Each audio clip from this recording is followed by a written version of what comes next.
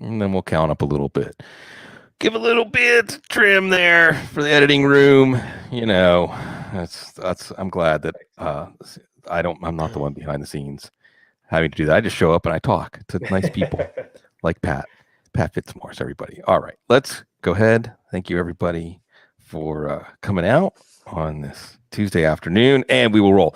Is it finally time, if you're still alive, to bench Russell Wilson on your fantasy team? That and more this week on the couch. Pat Fitzmaurice, we asked the hard-hitting questions. The hardest hitting one of this week. Is it time for Russell Wilson to be on the bench in fantasy leagues? I think it might be, Sigmund. I've got him, quarterback 12 in the week 16 rankings, and that might even feel a little bit optimistic. I think quarterback 12 is about where he's been for the last 5-6 weeks or so. And at best, he was quarterback 31 this week. Oh, I know. And, the suboptimal matchup against the Rams pass defense, arguably the toughest in the league. So let's see. I've got Baker Mayfield ahead of him, Justin Herbert's, Jalen Hurts, certainly. Yeah. Ryan Tannehill, Tom Brady. I mean, it's hard to believe we would have Baker Mayfield as a more attractive play in week 16, but here we are. They're letting Baker cook, not Russ so much. And like you said, the matchup. And Hurts. I mean, Hurts is. Oh man. The question about Hurts is more like, are you playing Hurts over some of the guys you've been playing all year? The way he's playing and the Dallas matchup. Like, if someone came to me and said, I'm really thinking about playing Jalen Hurts over, say, Tom Brady's tough. I'm trying to find one because some of these matchups are so good. Like Ryan Tannehill versus Aaron Rodgers. That seems like it's going to be a lot of points. Yes. It's tough because the dividing line is so clear. Like, there's the quarterbacks that you're going to play no matter what. Well, let me ask you this: do you have any hesitation about Josh Allen because he's playing New England, or do we just look at how he's playing and say, "Come on, Josh Allen's in your lineup"? Yeah, I mean, maybe I would have hesitated a little more if Stephon Gilmore was at full strength. I mean, it seems like he's not going to be there for that one. So I think that kind of goes from yellow light to green light on Josh Allen in week 16. I think I've got him 5th. This week, more confident than I normally would be with him. Yeah. So look with Hurts. I mean, just if someone came to me and said, "I'm going to play Hurts over Josh Allen," I'm not going to say you're crazy. So the way I always say it, Pat, is I won't talk you out of it. That's you know what I mean? Like I wouldn't do it. I would play Josh Allen, but I won't talk you out of it. And that's the thing. Like, there's so many good matchups. Deshaun Watson has a really good matchup this week. Again, that Sunday night game between Tannehill and Aaron Rodgers. That sounds like points. So there's that dividing line, but the thing is, Russell Wilson is at that. Here's one: Russell Wilson, or how old are we going to be with Marcus Mariota coming off of, I'd say, the best game of his career? Yeah, and for him to do that cold, right, was nice, and he was just so aggressive about running, which was nice, and that's just the Konami code thing. Hat tip to Rich Rebar. And we maybe didn't see that enough of Marcus Mariota in his first go round. So I'm kind of lukewarm on him, though, just because we've seen in the past his utter lack of pocket awareness at times. That was always my biggest issue with Mariota, how sometimes he would just seem to be completely unaware of the pass rush and just having a faulty timer in his head. Perhaps. So, where do I have him? 16. So he's a middle of the pack guy for me this week. Miami's not the easiest matchup. Exactly. That's the other thing. Kind of elimination game here for the Raiders. And we've seen backup quarterbacks come in cold, and then in the next week when there's a defense that can prepare for them, their weaknesses are more apparent. Although kind of thought, Jalen Hurts' weakness become more apparent, but instead his strengths are becoming more apparent. It's funny. Like, I want to get into all this great hard hitting talk about fantasy quarterbacks this week, but it's pretty much the haves and have-nots. Poor Joe Warriors out there. Like, I wish I had these choices. I got Teddy B or Drew Lock because of no waivers. just because he's here. Because it's week 16, we're going to help people. I'd go with Drew Lock because I don't want to start Teddy against Washington. I feel like Chase Young might just devour him in one bite. What do you think about if you had to choose between Teddy or Drew Lock against the Chargers? I've got Drew Lock ranked higher. I feel the same way about Teddy. And even with those weapons, it's just, man, Washington has just turned into such a fearsome matchup. And even without that pass rush, I think they can cover too. So it is one of the 5 toughest matchups I think you could get for a quarterback. Sig, let me ask you this. Do you think with the emergence of Hurts and all these guys, just kind of a big galaxy brain question for 2021. I mean, do you think the emergence of some of these guys and guys who can run, like the maturation of Kyler Murray, the emergence of Hurts, who's pretty clearly going to start next year, does this change the late round QB approach for you at all? Do you think? I mean, you have to get one of these big scores now? I still like playing that way because I think even with the it's because of so this year the sweet spot wasn't necessarily taking Lamar or Mahomes, but it was taking someone out of that next tier. You know, Russell Wilson for the first half of the year. Deshaun Watson has come on now. Dak Prescott might have been a league winner if he hadn't gotten hurt. So that tier, Kyler Murray has been a league winner. Josh Allen. So that quarterback 2 to 7 tier. But like you said, that quarterback 2 to 7 tier now might spread to quarterback 10 or 11. And yet you'll still be able to get like Ryan Tannehill and Aaron Rodgers probably outside the top 8 quarterbacks. So what it really comes down to is, like my man KGB said in the chat room, super flex 2 quarterback leagues, because that's where you add a lot more strategy. That's where you add a lot more wrinkles. But yeah, I think that late round quarterback at this point, if you're going into a final facing any one of these quarterbacks and you have to start, Jared Goff or even Matt Ryan, but it's outside of Kansas City, or Drew Brees, or, I mean, the point is we can draw that line. And if you're below that line, that could easily be what determines your matchup. So I think you're right that, and one of the things I pointed out before the season, Pat, when I was, breaking down rankings and things like that, is getting a 15 or 20 for free at quarterback every week doesn't mean as much when the top scores are in the 30s. When the top scores were in the high 20s, mid 20s, then, hey, if you got a 20, you could hang. But now you're not really able to hang, and you still have the potential of stepping on a landmine. So I want to take a step back and say, second time, should have been a lot more. Pat Fitzmaurice, Fitz_FF. You can find his rankings at the Football Girl. You can also listen to a show which actually had the one and only esteemed Dr. Gene Bramall on yesterday. And isn't he a gem? Isn't Dr. Gene? Let's just take a moment out for Dr. Gene appreciation. Oh, man, what a wonderful human being. I was talking to you about this backstage before we started the podcast that, I hadn't actually spoken with Gene before. I DM'd it with him a few times, but I've been listening to the Audible so often over the years that, it felt like I knew him. And after 5 minutes talking to him, it felt like we were old friends. He is just salt of the earth guy, truly a special human being, no question. Yeah. And just really a credit to the fantasy community. It's Fitz on Fantasy, by the way, the show. But the reason I brought in Fitz this week, the reason I brought in Pat, the big guns. Number one, you're still number one this week? Barely hanging on, fighting off John Paulson, my good buddy. We're both from southeastern Wisconsin. Yes. So yeah, John and I are constantly direct messaging each other during the week, which is kind of funny that we are locked in mortal combat for this number one spot. But Justin Boone right there. Very good. Yeah, a lot of, Jeff Ratcliffe, Andy Holloway of the football guys. So tough competition this year, no question. Yeah, it is. Number one. It's good you're still number one. I would have had to get John Paulson on the horn. Like, come on, John. No, I kid. Bump me at the last minute. I kid, right? The venerable names there, Ratcliffe, Justin Boone. I was on his show earlier this year. Terrific stuff.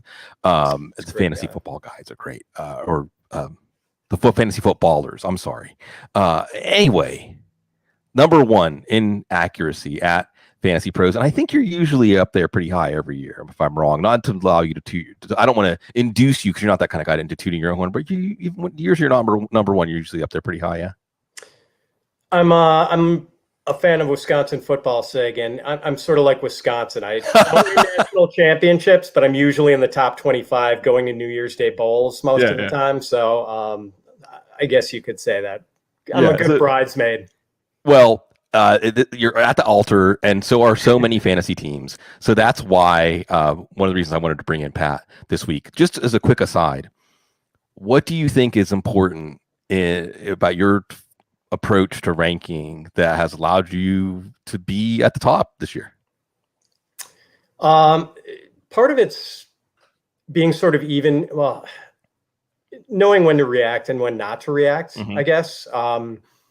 He came up earlier, but Ryan Tannehill, for instance, gets off to the great start. And I think I was kind of on Team Tannehill sort of early, and then just hits this murderous stretch of schedule where he played, in rapid succession. It was the Steelers, the Ravens. Right. I don't know if it was I can't remember, but it was like a 5-game stretch where he's just facing the top pass defenses every week. And of course, it was kind of time to step off the train for a few weeks. And you're just not starting him here. I need to find a different solution. He comes out of that stretch to an incredibly easy run here for the playoffs. And, not surprisingly, he's been smashing again. So, that's kind of trying to feel the ebbs and flows, and I've definitely missed on some of them. I feel like I've been behind the curve on the Arizona running backs for a lot of the season. And, I don't know, sometimes I couldn't read the Carolina receivers, and, Sure.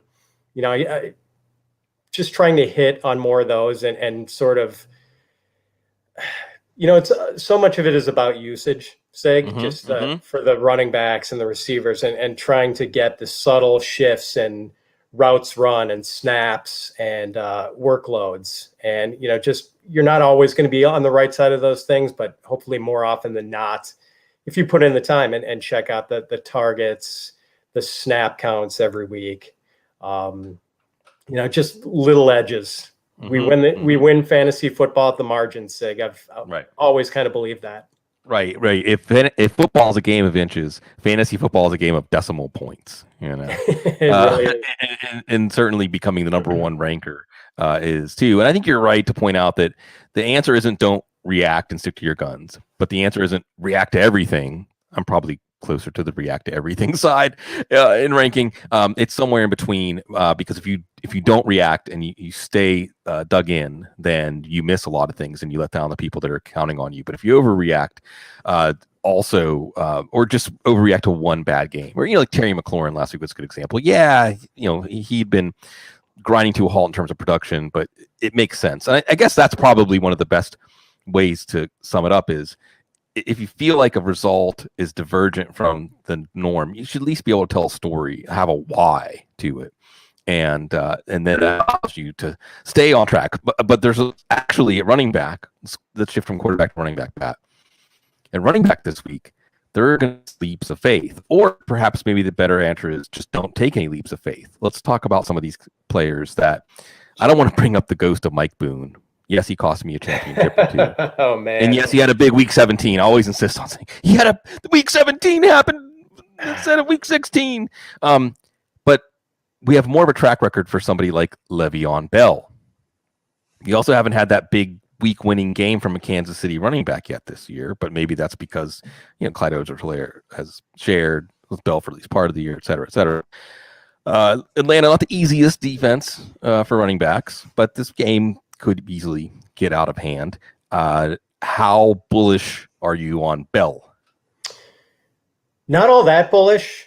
I feel like he has not been quite the same back that he was in Pittsburgh. Like, he just does not have the same burst, it seems. Yeah. I don't know if it's the cumulative mileage, right? All those years of heavy pounding in Pittsburgh. I mean, obviously they got their money's worth out of Le'Veon, for sure, as you know, as a Steelers fan, of course. And so not the easiest matchup, as you mentioned. I mean, quietly, the Atlanta defense, the run defense, has been pretty fantastic this year. I mean, it's I think probably one of the 10 toughest run game matchups you can get. So, considering maybe they don't necessarily throw to their backs quite as much as you'd like, at least not consistently. I mean, you do occasionally see the bursts of it, but so to me, he's kind of a low end running back 2 this week. I mean, a guy you're not unenthusiastic about throwing into a flex spots, or if you're sort of on the wrong end of some of these injuries, you can feel pretty good that he's going to get his 15 touches this week. But I don't know if we're going to see a smash game. Yeah, it could be 15 touches for like 65 total yards, no touchdowns. Right. We'll see. And I agree with you that Bell doesn't look like prime Bell. He still looks like he can make a guy miss, and that physical edge to his game is showing a little bit more. But absolutely, that burst is not there anymore. Another new starter, Darrell Henderson against Seattle. Is this one where you just say, "Oh, Rams running back next"? Not really. I mean, I think he's. So I've got him just ahead of Le'Veon, running back 23 this week, and there have been times where we said this season he looks great. He should be the guy. Give him more work. When Cam Akers wasn't playing much at all, and I always thought he looked pretty good. And we know that we're going to see some Malcolm Brown too. That's just kind of how the Rams roll. Although I guess they didn't really against New England and some of these games recently where they wanted to let Akers go. But the matchup against Seattle isn't terrible. It's not great, not terrible. So, and for some reason, it seems like Sean McVay kind of has Seattle's number on offense. I mean, so I'm not unenthusiastic about him either. One of those things where I don't think you're excited about him, but he's probably going to be claimed in a lot of leagues this week where he had been dropped. Yeah. And if there's anything if you want to nudge to play Henderson this week, I think it's that the Rams after the Jets game were once again reminded, McVay was once again reminded, your offense is at its best when it's 2 tight ends, which is the much better run mode for them. And that's Henderson. And we'll see. We did see McVay willing to really lean on the run the last 2 weeks before the Jets game. Akers got at least 20 carries. That could be Henderson this week. Or it could be like Malcolm Brown scoring 2 touchdowns. The nature of the fantasy football beast here. Are you projecting Salvon Ahmed with or without Myles Gaskin in the lineup this week? So that's one of the things Dr. Gene and I talked about. And it sounds like Gaskin is going to be ready to come back this week. Yeah. So that is a really hard one to parse. And I mean, Ahmed looks great, right. But then again, so did Gaskin for so much of the season and just, kept playing a bigger role than we imagined. And every week you wondered if it was going to turn into a committee, and no, they just kept using Gaskin. So I'm kind of projecting Gaskin to get back into the lead. I don't know if that's right. I mean, I'm sort of hedging, and I've got him in sort of high-end RB3, low-end RB2 territory, and Ahmed is sort of a low-end RB3. But yeah, it is hard to read the tea leaves on that one. Plus, does Matt Breida continue to get a series now and again? Yeah. Finally saw his burst. He has not lost his burst. Yeah, he looked pretty good the other night. So. He looked like the back we remember from San Francisco. So you're right. So that situation gets muddled. Although I think if Gaskin doesn't play, Ahmed becomes really interesting because it's Las Vegas. And every time I mention that game, Pat, I feel like I have to say though it's the Hawaiian Punch Bowl because of the 2 Hawaiian quarterbacks. And I think we don't know how we underappreciate how big football culture is in Hawaii. I know. And no Pro Bowl this year. Pro Bowl's not there anymore anyway. But so this is kind of like the Pro Bowl. Hawaii's moment there. Looking at the schedule next week, and there's a lot of players we could touch on from this game. Houston at Cincinnati, and we could talk about my Steelers, and which I'm happy to, by the way, because every Steelers fan saw this coming. I just want to say that on behalf of every Steeler fan out there, zero surprise. But this is a game between 2 teams that are out of it. It's a game between 2 teams with, at best, like mediocre defenses. So, someone like Giovanni Bernard, for instance, do you look at this game as one that ups the profile of players in the game, or is it too unpredictable because it's two bad teams? I'm kind of in between on that. The whole Geo thing, I'm still trying to get over, where it seemed like they were anxious to give Travion Williams and Samaje Perine more of a look, and then they used Geo as a complete workhorse against Pittsburgh, which I did not see coming at all. So yeah, I'm excited about David Johnson this week. I ranked him sort of highly. It's the passing game usage is just, it makes sense. No Will Fuller. Jordan Akins has not really popped.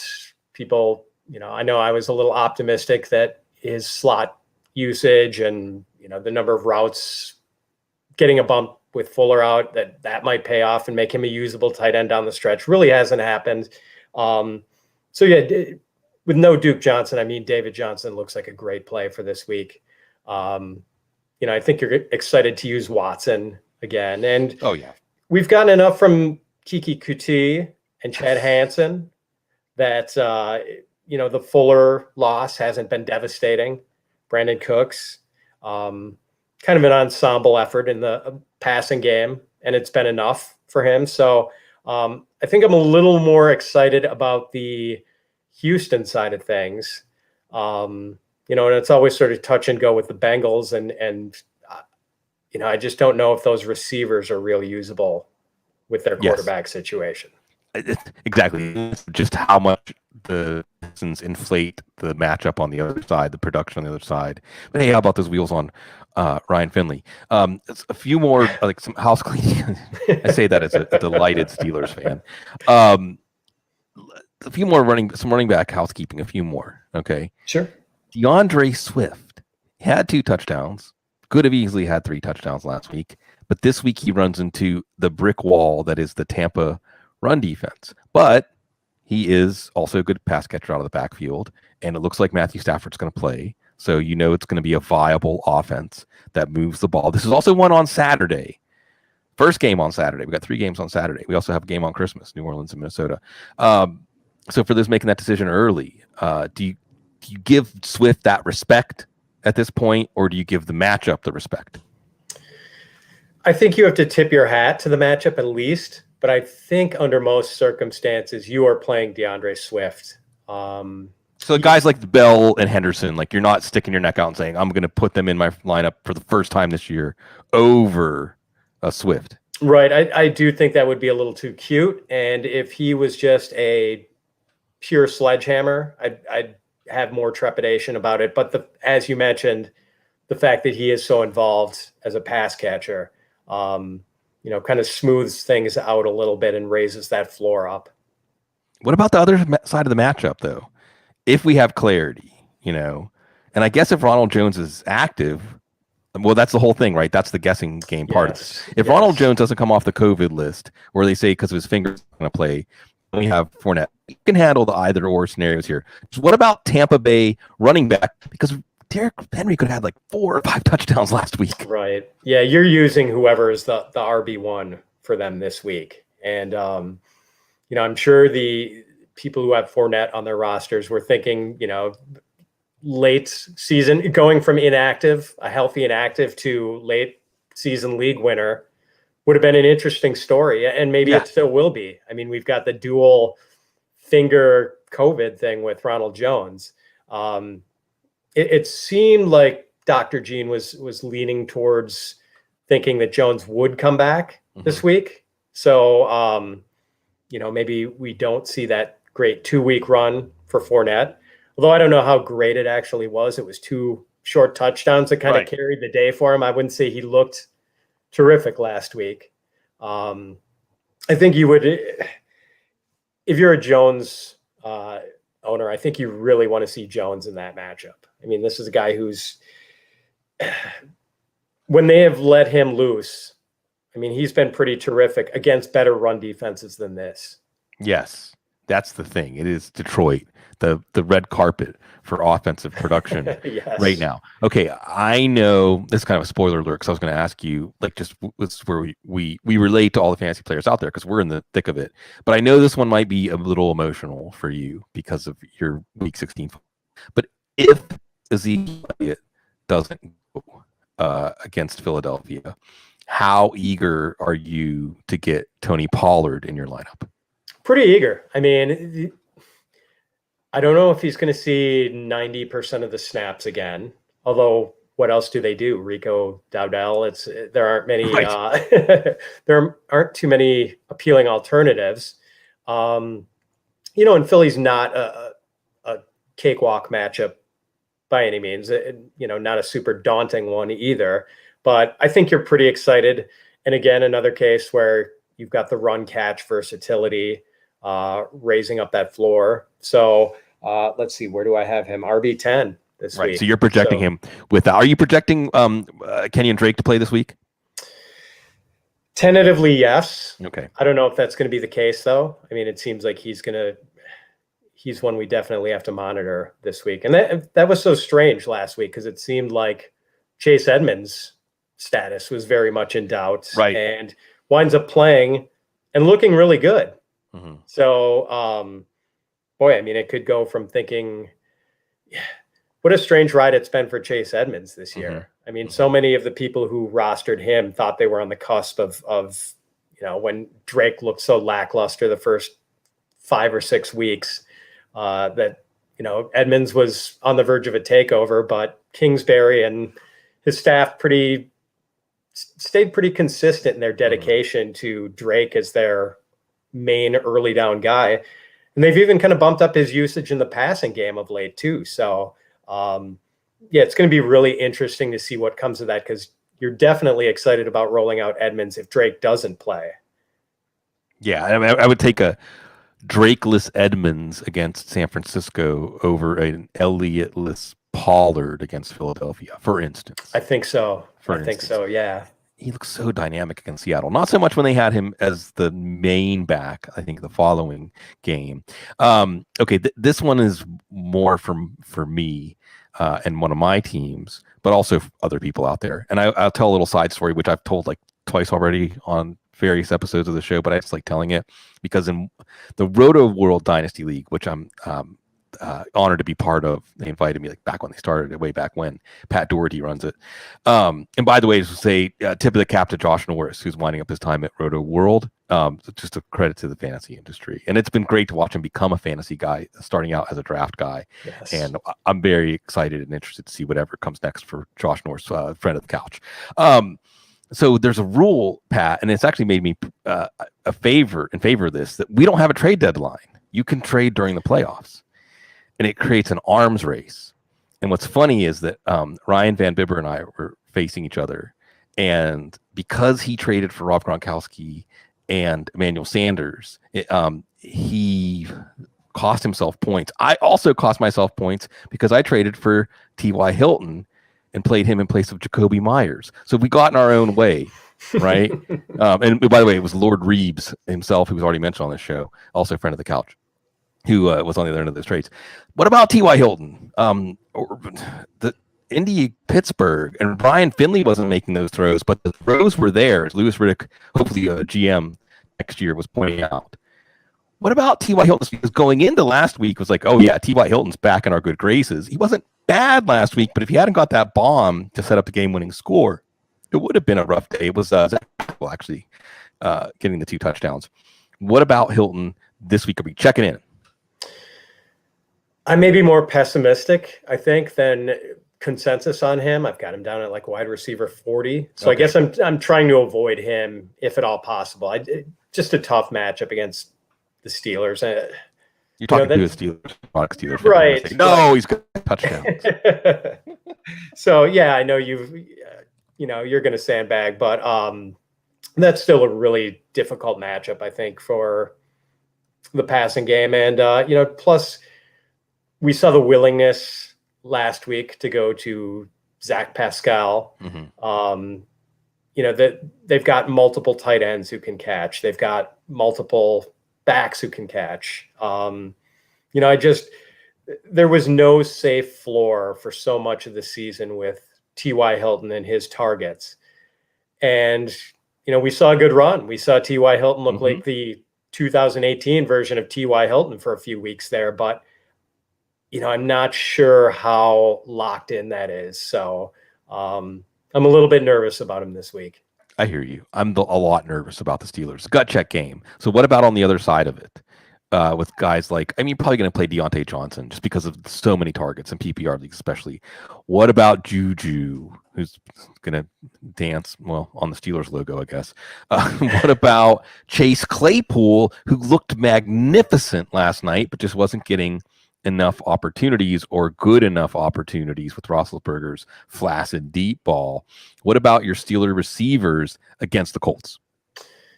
So I think you play Deontay with confidence just because the target count is there every week. You just hope he doesn't get a case of the drops and get arbitrarily punished for that.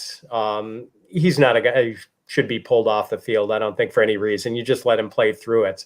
Kind of Devontae Adams-like in that respect. I remember how Devontae had the trouble with drops early in his career, and that was without showing any of the highlights that I think we've seen from Deontay. So I think you just have to let him play through that. I'd play him with confidence. And I've been looking for excuses to get Chase Claypool into my lineups all year. Good. Like I want him in there.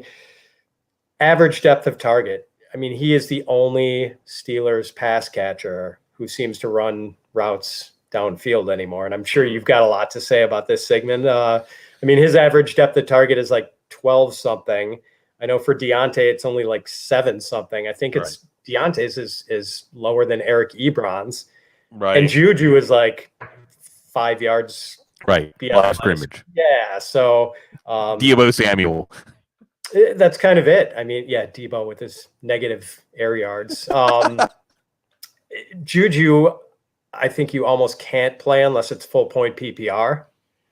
And that, the PPR points sort of, falsely raise the floor.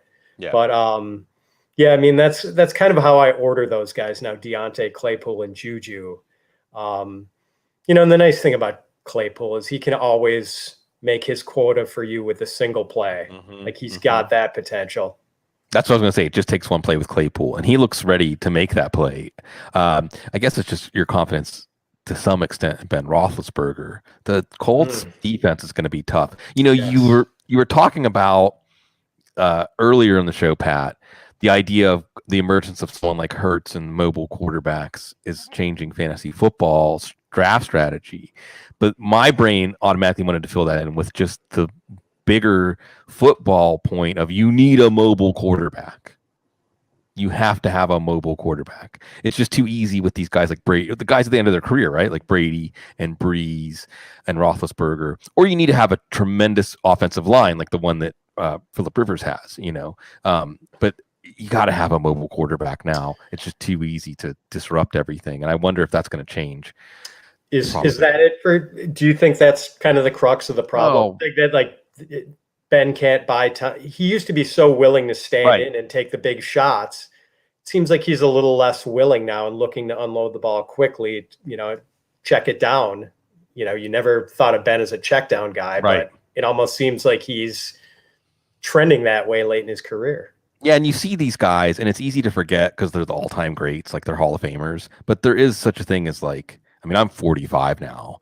I was never a finely tuned athlete or anything, but I think it was at about 35 I started noticing that my body wasn't quite as resilient. Like I didn't get away with things I got away with, or just it was the equations were changing on how different things affected me, and so on. And it's there, and you can probably even see it with someone like Ben as the season goes on with that knee injury. But with Roethlisberger, when he starts to try to play gunslinger, that's when you're like, no, just throw it away. Hey. Right. Because it's just he doesn't have it anymore. And this isn't a Steelers show, although it often becomes a Steelers show. So Claypool, it's my fault. I steered you into that territory. That's okay. Blame me. We can make it into a Packers show too. We can make it into a Packers show, because one of the reasons the esteemed Ryan Van Bibber lost to me, poor guy, was because he took a 0 from Marcus Valdez-Scantling. So nobody's gonna be asking whether or not to play Marcus Valdez-Scantling this week. Although watch, he's gonna have like 3 for 150 and 2 touchdowns. But now you have the pendulum swung back to Alan Lazard, and they play about the same amount of snaps, and it's tough. And maybe the best answer is like it's too unpredictable. But it's Tennessee, and it's a game that could be high scoring. Of course, it could be a game where Derrick Henry gets 40 carries, like the Green Bay run defense. Sure. But what do we think about? Because the thing about Chase Claypool is you have that excitement of Chase Claypool, even though the Roethlisberger side of it diminishes the excitement. With Alan Lazard, you have the excitement of Aaron Rodgers. Yeah. So like with Lazard and Scantling, I think certainly you get a little bit higher of a floor with Lazard, and Rodgers can make any of those guys go with the touchdown pass. I mean, they don't even bother running the ball inside the 5-yard line anymore. I know when a lot of people talk about their underdogs in their playoff matchups and they want upside. Mm-hmm. And I think a lot of times people are looking for that or asking for that in a way to justify suboptimal decisions. Right. Should I play Jalen Hurts over Patrick Mahomes because he offers more potential upside? Someone actually asked me about that when we were on who you might play Hurts over this week. Someone actually asked me about him versus Patrick Mahomes. I'm like, come on, you can't. Come on. Are you telling me Patrick Mahomes doesn't have upside? But right. I get the, if you're a big underdog, you feel like you need to land a haymaker. And there are some circumstances where I think MVS could kind of be that haymaker thrower for you, and you're maybe going to go down if it happens like it did last week, where he's just kind of shut out of the offense for a week. Mm-hmm. But his one target was like a 32-yard throw. Right. So he's going to get a shot or two at least every game, and he always has the potential to land. But the floor is low and the ceiling is high. He is a wide range of outcomes every single week. But, with Devontae there soaking up so many targets and Tonyan involved in the offense too now, pretty hard to trust either of those guys in your lineup. I mean, they're swings. They're wild haymakers in the 12th round. I love that. I mean, what I love about what you said, that I'm going to quote you forever, Pat, on this, is I need an upside play is something that you allow to yourself to talk yourself into a bad play. And I think that's an excellent way to balance out the monologue or dialogue in your own head about these decisions. And I think that because your name is on your ranking accuracy, much in the same way our names are on our fantasy football teams, you've been there, done that, and understand that those bold calls often blow up in your face. And I love that when I mentioned Lazard, your brain went to, well, if you really want to throw someone in, just, hey, maybe you'll get a massive game. It may be that Valdez-Scantling is the better play. Is starting Marquise Brown this week an example of talking yourself into an upside play? Matt Harmon, my nephew, was like, hey, Brown's actually produced like the last 4 games in a row, so maybe he isn't risky against the Giants. I was checking on that. I think Marquise Brown is the wide receiver 14 over the last 4 weeks. Mm-hmm. Maybe a squeaky wheel getting the grease there. I know he was unhappy about his usage, and it seems like now they are starting to find him a little bit more. Something in that offense has clicked the last couple of weeks, it seems. Something in that passing game. It looked so creaky and high schoolish for so much of the season, and suddenly it's starting to go again. Like they've hit on their 2019 mojo. Yes.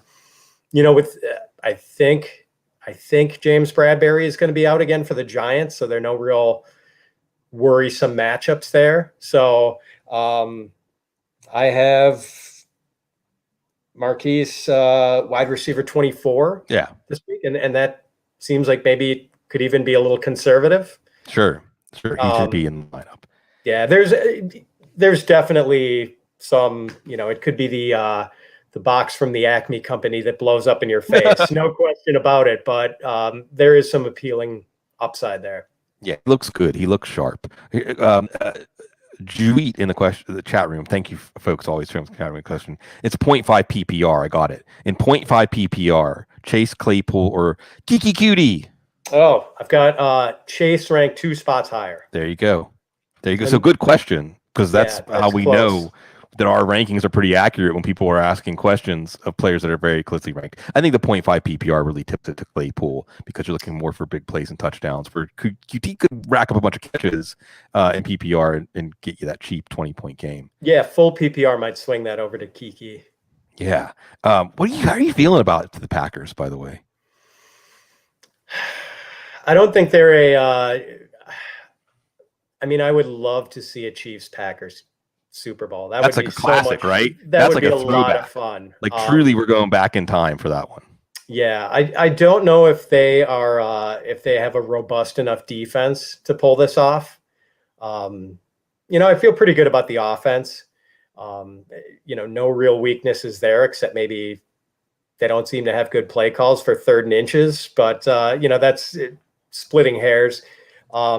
Just don't know if they've got enough on defense to be able to do it. And they have been a little bit better against the run lately. Mm-hmm. And I'm hoping that's the case because I'm up against Derrick Henry in my one championship game this week. So Derrick Henry against the Green Bay run defense seems like a serious mismatch. They have been better in that area lately.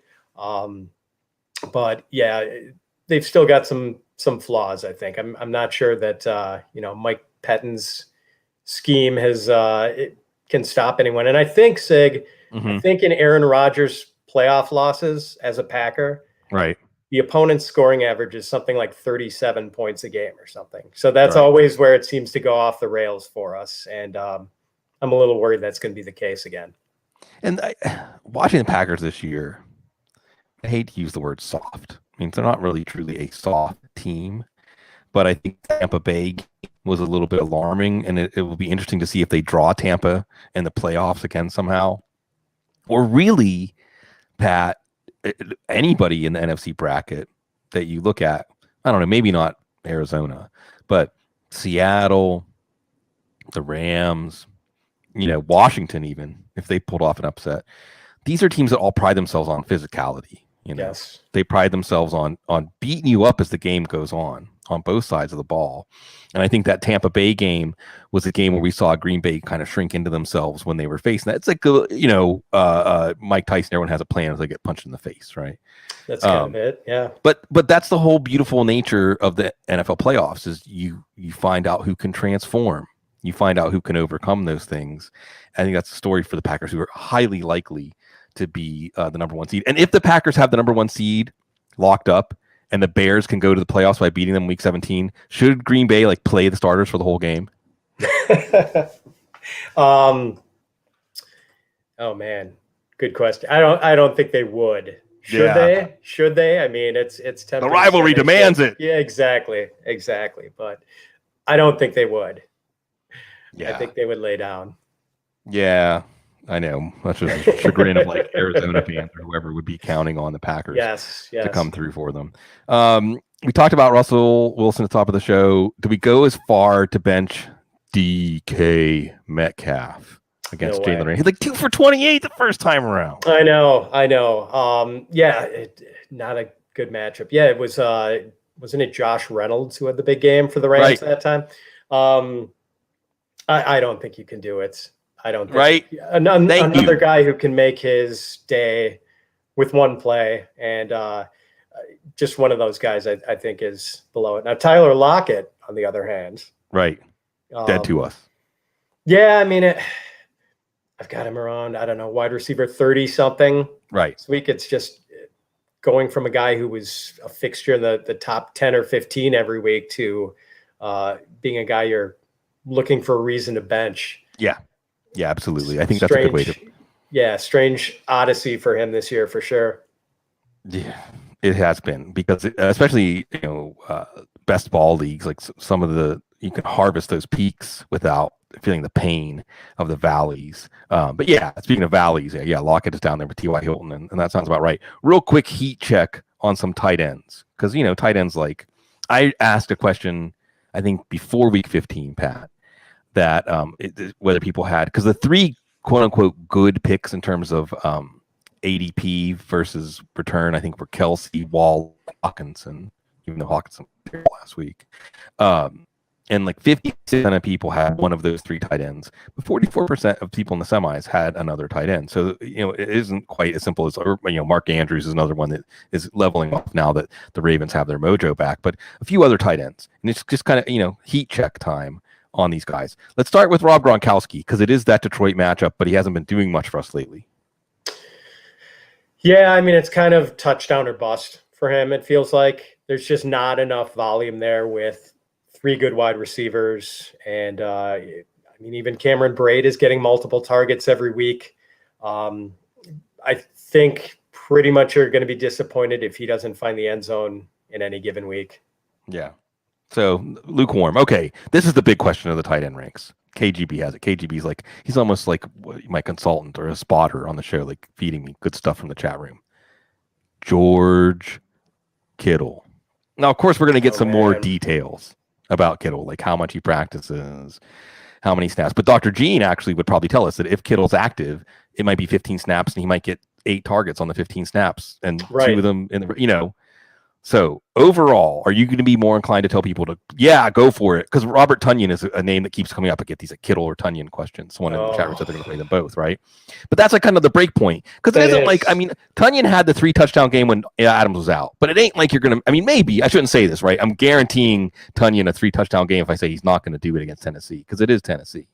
But, that's kind of a break point where Tonyan is a good bet to get you in PPR like a 15-point game, but probably not a lot higher than that. But not a lot lower than that. So that's kind of, we don't have to cast it, Pat, in terms of Kittle versus Tonyan, but just are you going to be inclined to give people that nudge or say like, nah, you're being too optimistic? I tend to think that if NFL teams deem these guys worth activating, that's almost like and maybe Dr. Gene would, this is something we should have talked about, that's if they deem them fit to play, to be active, that they're probably going to play the full amount of snaps. Now, we just saw this completely backfire on Keenan Allen people last week. Who said, don't bench me or whatever he said to Field Yates. Oh, my gosh. That's right. Don't sit me.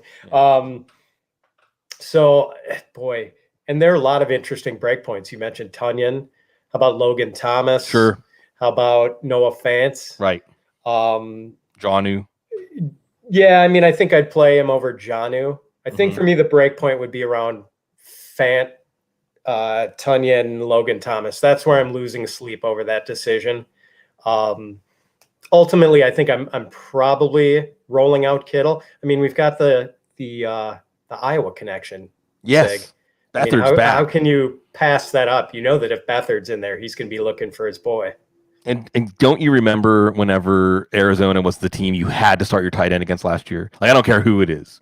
It could have been blocking sled at tight end, and they're going to catch 2 touchdowns against Arizona. And McVay expressly picked on the Arizona defense with his tight ends. And then last week, Goddard and Ertz combined for over 100 yards. They did. Although weirdly, this year, 2 of the teams that have been most notorious as just, player tight ends against them no matter what, the Giants and the Cardinals have been in the top 10, I think, in tight end defense all year. It's been kind of weird. So I think the Honey Badger is a big part of that for the Cardinals. Honey Badger and Isaiah Simmons, having those guys there, you're not going to be smoked by tight ends too consistently. But we did see it last week, though. That was kind of interesting. So that Arizona Philly game, that had to be one of the most fun games we've seen all year. It's got to be top 10. Yeah, and Lincoln Riley was sitting there like a proud papa. Like, yeah, those are my boys. I can't root for one or the other. It's great. Again, mobile quarterbacks. And then you got to watch Baker Mayfield do his thing on Sunday night. George Kittle. Well, these are the things we sign up for when we play fantasy football. Hopefully you are still alive in week 16 and you stash George Kittle away. We'll see what happens. And again, you can find Pat's rankings at the Football Girl. You can listen to Melissa Jacobs, also does great work. You can also listen to Fitz on Fantasy. And we have a lot more information to come. I know we've mentioned Dr. Gene a few times. Remember, we'll be back, not Thursday because of Christmas Eve, but Sunday, and Dr. Gene will be doing his thing at Football Guys, give me the entry rounds. But we're to the last 10 minutes, we'll go off the rails. And we know we won't extend the Radiohead conversation, although maybe we will anyway. You never get enough Radiohead. But I was going to ask Pat, just when I say like holiday memories, or like what does Christmas mean to you, or tell me a story. It's that time. What pops into your head? Yeah, we've always been a big Christmas Eve family. Mm-hmm. Like that's the close family get together. I grew up, we always lived within close proximity of my aunts and uncle and 2 cousins. Get together with them and the grandparents every Christmas Eve, do the big gift exchange. That was always fun. And then like Christmas Day, we would usually host, and that would be, my grandmother remarried after my grandfather died when I was really young, and the step grandfather's family would usually come over to our house, and kind of an even bigger celebration. Not quite as fun as the immediate family because we weren't quite as close to them. But then as I got a little older, like college and in the years after college, it became kind of a tradition that my friends would come over to our house. And my mom would always have this big, just all these leftovers. Mm-hmm. And my friends would have like a second dinner at my place. And, the drinks would flow. And mm-hmm. that was always a good time. And, I think my mom always really enjoyed entertaining for that. So, that was it. A lot of white Christmases up in Wisconsin. Of course. So, yeah, we were gonna drive up to my wife's son, my stepson Noah, really wants snow, like because Boston to New Orleans, and we were gonna drive up to Michigan and see his grandma, but COVID and things, it just didn't seem. She's in her 70s, so we would hate for that to be our unintended Christmas gift. But I love that you talk about gatherings, and your mom's eagerness to host everybody. And the idea that all your friends want to come over to your place, it's a great stamp of approval for like the vibe of your family. If when you were that age, all your friends were like, yeah, we're going to go over to Pat's place. Come on. Because I remember in growing up in my house, there'd be like the thing in like 3rd grade or so. You go, what's your Christmas tradition in your family? And when you're that age, you don't know I don't want to say shame, maybe, but like being more discreet. It's like the tradition of my family is on Christmas night, my mom makes margaritas and everybody comes over and plays cards until 2 a.m. and we can stay up. And, I remember the one time I was talking to somebody, I was like, oh, it's a Christmas tradition when you're a kid to like wait for someone to like leave their drinks on a table, and take a sip out of it. And they're like, what? That doesn't sound very wholesome. About Christmas traditions in my household. But no, and I hope that people can gather safely and still, absolutely like getting together and celebrating is a big part of it. And I was going to ask you about the white Christmases because that's another big part of it. What's like the Christmas song? We can even come down to like the person singing the song. Like, what's the song at Christmas that like puts you in the spirit? I think this came up in a thread. Someone just shot out a Twitter question to a bunch of fantasy people. And I've always been kind of a holly jolly Christmas guy. Go with the classic. Who did that one? Burl Ives. Oh, Burl right Ives. on. Yeah, anything Nat King Cole, of course. Yes. But, I like some of the contemporary stuff too, man. Give Me Father Christmas by the Kinks or... Yeah. How about you? Oh, man. Well, first of all, I want to say, because you mentioned Nat King Cole, is one of the things I got for Christmas when I was a kid one year was the Casio SK1 keyboard. And I don't know if people out there remember the SK1. And I want to say they might be collector's items because the SK1 was the one where you could record a sound and then make that the sound that the keyboard played. I remember it drove my stepdad up the wall. He's like, if we were going to get you a tape recorder for Christmas, we would have got a tape recorder, not a keyboard. And I taught myself how to play the Christmas song to the Nat King Cole version, even to the point where like the way I would play it was with his intonations and pauses and things like that. It's amazing. Oh, wow. Smooth, so smooth, like so smooth. Number 1, Donny Hathaway, This Christmas. Just number 1. That's like the one. And then I got to give a nod here to Run DMC, Christmas in Hollis. Yes, yes, a classic for sure. A modern classic. Well, and again, it's just one that's like when you hear it, it puts you in the spirit, you know? You just feel like, yeah, it's that time. But there's so many good ones. Joe Warrior's talking about Krangbin. You ever listen to Krangbin? I don't think I have, no. Ooh, check it out. Funk, like the funk. How about some Bing Crosby? That's always good. I'm a big James Brown guy, so I would love. Oh, sure. I would love to hear that. Down here in New Orleans, it would be Dr. John, "Is that you, Santa Claus?" Or Kermit Ruffin's "All I Want for Christmas is the Saints in the Super Bowl." There's some good ones. It's New Orleans, so there's a whole, when they, on WWOZ, I think we talked a little bit about the last time you were on, it all runs together. Like whenever they, like the person that does the bluegrass show, her name is Hazel, the Delta Rambler. Like it's a whole bluegrass Christmas show, you know? It was kind of weird though, because the bluegrass 12 Days of Christmas song, instead of a partridge in a pear tree, it was a plot under the willow tree. And I thought, that's a little dark for a happy Christmas song.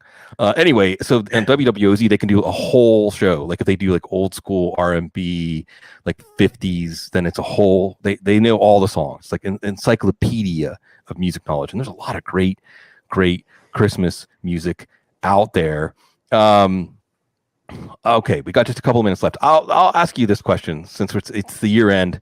I know that Diego was talking about queuing the Chuck D 2020.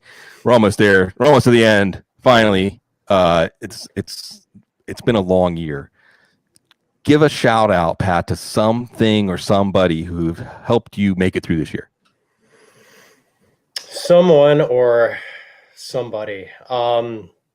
I mean, I have to show respect to, I've got a daughter who's a freshman in high school and a son who's an 8th grader, and they've been remote learning all year. And, credit to their teachers, I think, for making it all work. I mean, I can't imagine how hard it has to be for them to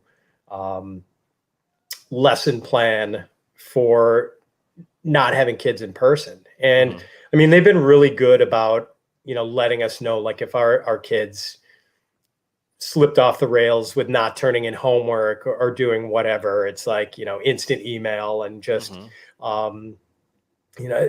being good and keeping everything going and not making it feel like it was a lost year for them in school. So shout out to the teachers, really appreciate everything they've been through. Shout out to the clerks at my local golf course who've probably gotten sick of seeing me every day. I know what I'm going to do when the weather turns cold. Like I've been playing a lot of golf during the pandemic here. Yeah. Like that's how I've been making the most of it, I guess.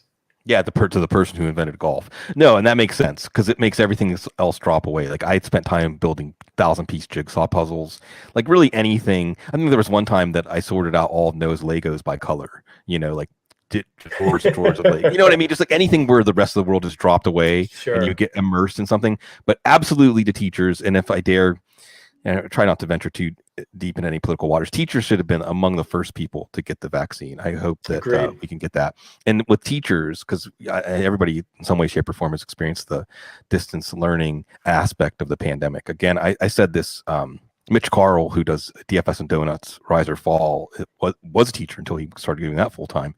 The teachers, I think one of the things that has really emerged during the pandemic is the greatest value that teachers provide to our children is not necessarily the instruction that they give or instilling intellectual curiosity and those kinds of things.